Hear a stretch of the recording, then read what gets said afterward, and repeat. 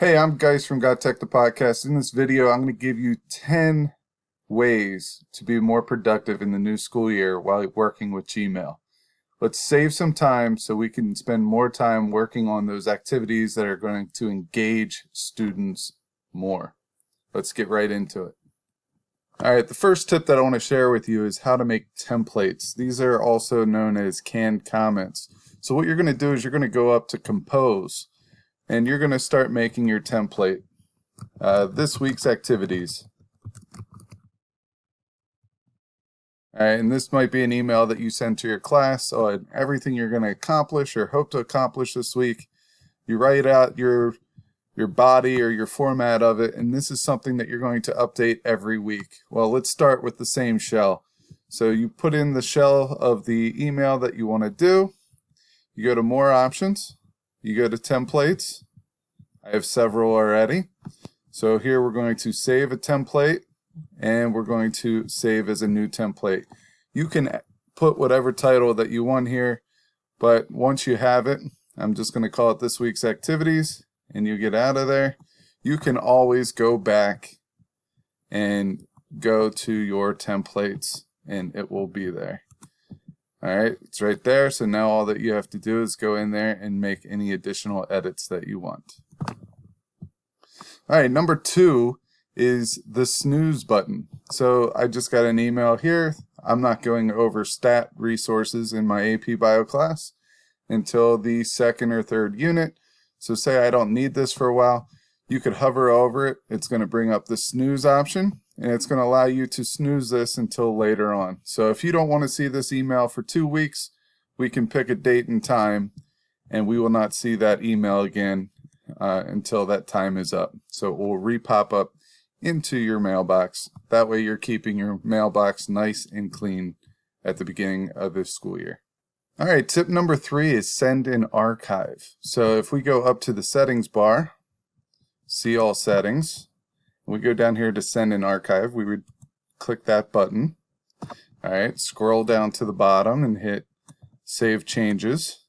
Now when we go out here, if we would reply to Stephanie, or anybody for that matter, we could hit a reply here, we could type whatever we want, and then hit send in archive. What that's going to do is make the message go away from your inbox, but don't worry, if she replies back or the other person replies back, that thread will all come back to your inbox. But this is a great way to keep your inbox at 0, keep it nice and neat for the beginning of the school year. Tip number 4 is undo send. Once again, we're going to go up to our settings, see all, and it's in general. Right here it says undo send. You could change this to 5, 10, 20, or 30 seconds. Basically, after you send an email and you realize that you need to make a correction to that email, or you forgot to add a link that you were supposed to, you could hit the undo send button, and it will bring that email back to you so you can make changes. So that is undo send. Tip number 5 is to configure your inbox. Once again, we're going to go up to settings, see all settings, and we're going to go to inbox. This is basically how you want your different themes or your categories to be in your inbox. Right now I have social, promotions, and forums, as well as primary, and I'll show you where these are in a second. I'm going to click on updates so you could also see that category as well. We'll come down, we'll go to save changes. As you can see up here, I have now configured my inbox to show 5 different categories here.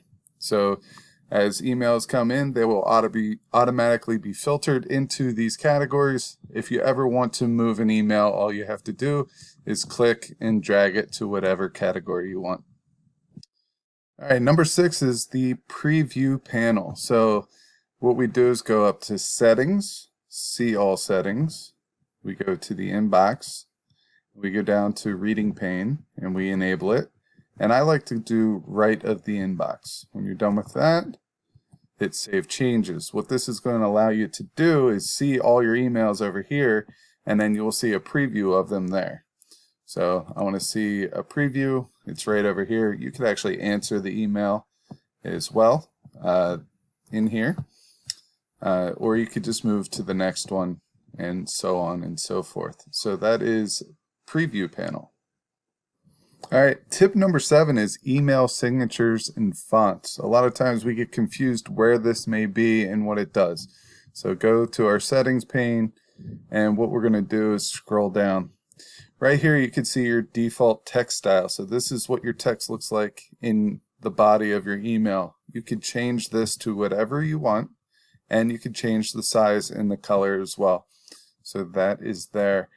If we go down a little bit further, we can change our picture, and this shows you where to change your picture, but also here is the signature at the bottom, so we don't need to keep typing our credentials over and over and over again.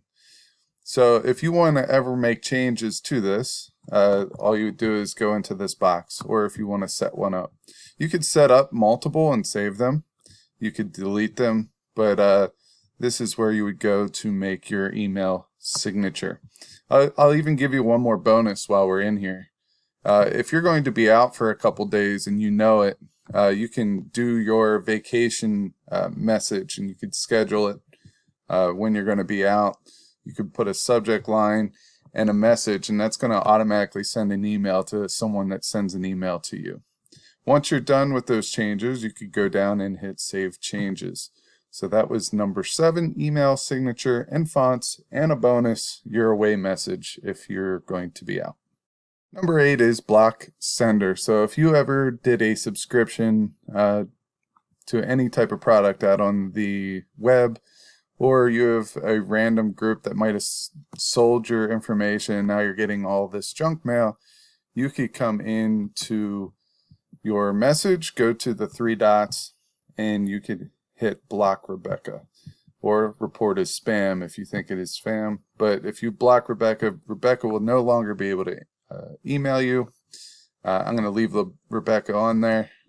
She's good people, and I want to make sure I keep getting emails from her. So that is block sender. All right, tip number 9 is how to use labels and filters to keep your inbox organized. So over on the left here are all our labels. These are all my labels. If you want to create a label, go down to the very bottom, hit create new label, and you can enter whatever type of label that you want. Let's just pretend that I created one called newsletters, which I already have. Okay, as you can see, I have a lot of newsletters. I subscribe to many newsletters. Thing is I want to read them at my leisure. I want to do it on my own time, and I do not want these newsletters to come into my inbox and totally crowd my inbox. So what I do is I create a filter that will take all of these newsletters and put them into the newsletter label or folder. This is how we do it. We hit the down arrow up here where it says search mail, and that's going to bring up this form. So you can, if you know who the newsletter is coming from, you could just type that address there and it will automatically go into that folder. Let's just say that we want to put all of our newsletters into that folder. Well, how can we do that? One of the sets of words or key phrases that we have that we could use is unsubscribe. Because what do all these newsletters have in common? They have the word unsubscribe down at the bottom, so you can get out of that newsletter mailing list. So I like just putting has the words unsubscribe. And then I'm going to create a filter. All right, once we get into the filter, what we want to do is we want to make sure it says skip the inbox. If you check that, that means it's going to go straight from the person sending it to you into a label, but now we have to choose what that label is. So what I do is I go down to my newsletter. If it's a specific one that I want to send out, I can. If not, we put it under newsletters. All right, and it's going to apply that, and you're going to create that filter. All right, any newsletter that you already have in your inbox before you make this filter will be in there, but anything coming in after that will go directly into that folder. So that's tip number 9, managing your inbox using labels and filters. And finally, we've come to tip number 10, which is how to schedule an email. This is something that we had to do with a third-party sender, and now we no longer have to do that thanks to a new update in Gmail. So give it a title, make sure that you have a sender up there, have your email ready, and then you go down. Instead of hitting the send button, we go to more send options, schedule and send, and then we could pick a date and a time to send this.